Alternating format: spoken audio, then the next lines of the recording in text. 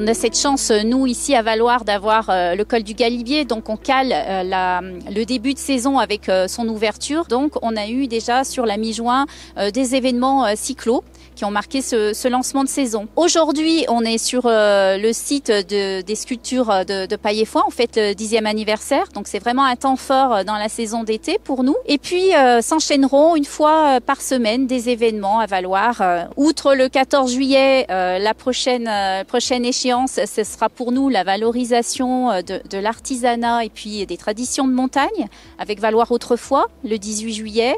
Se suivra le festival baroque fin juillet.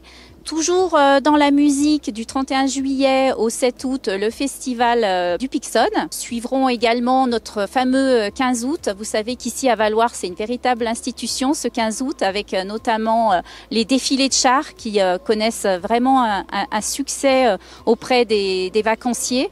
Le trail Galibier-Tabor, les 21 et 22 août.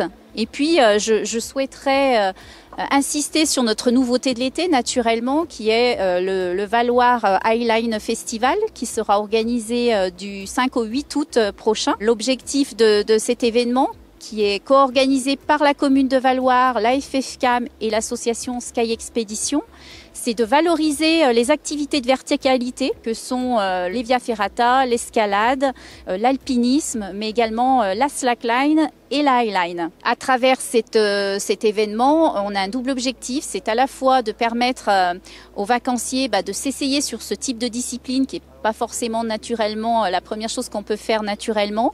Donc il y aura pas mal de sessions d'initiation et puis aussi de positionner Valloires comme étant un véritable territoire de montagne. Valloires, c'est un territoire historiquement très fréquenté l'été.